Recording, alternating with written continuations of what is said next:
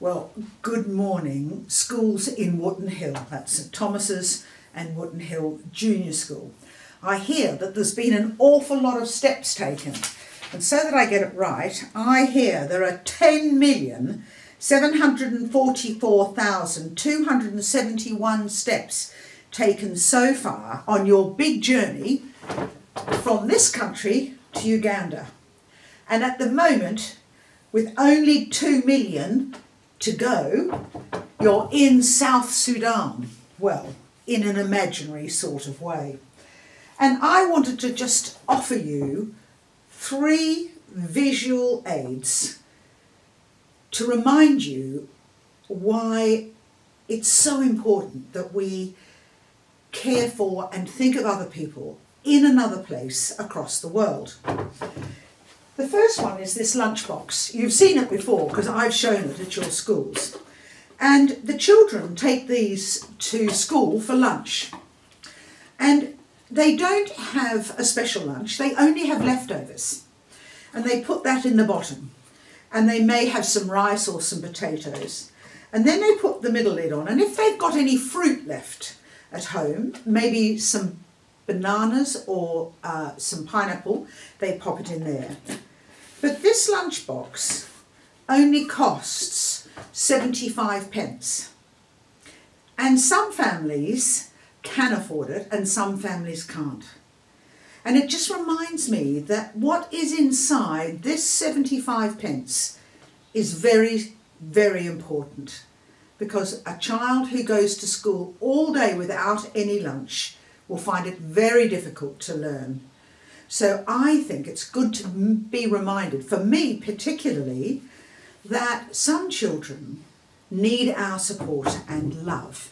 Not about buying lunch, but providing an environment for them too that is a good learning environment where they can learn freely and enjoy their friends. The second thing I want to show you is my favourite broom in all the world. It's made out of grass and you can see the grass seeds here, and if I sprinkle it, they fall on the floor. And I leave this at my front doorstep, and every winter and every autumn when all the leaves fall, I use it to sweep the leaves. And when people come to the door and they see me sweeping, they say, "Oh, I've seen one of those before." They come from Africa, don't they? And all the children do on the way home from school is collect this long grass until they've got enough, a really, really tight bundle. And then they put an old piece of bicycle in a tube around it and they use it as a broom. And eventually it ceases to be a broom, these break, they have to throw it out and start again. But it's all from the environment. They haven't had to buy anything plastic, that lasts and then thrown out. They all use things that they can find for themselves where they live in their villages or in their towns. And the final things I want to show you are these two, and you'll know these two. Here is a homemade skipping rope, and here is a football, both homemade from banana fibres. And I love these because they tell us that you don't have to have a lot of money to have some fun. And the boys and the girls love kicking these around and throwing them. And of course they love skipping. Every child in the world, across the whole world, most of them learn about skipping because all you need is a bit of rope, whether it's a rope like we've got or just a homemade rope or a handmade rope. And what I want to say is I've been coming to Woolton Hill for a long time, maybe more than 15 years. And I've always found Woolton Hill a very, very special place, both the junior school and St Thomas's.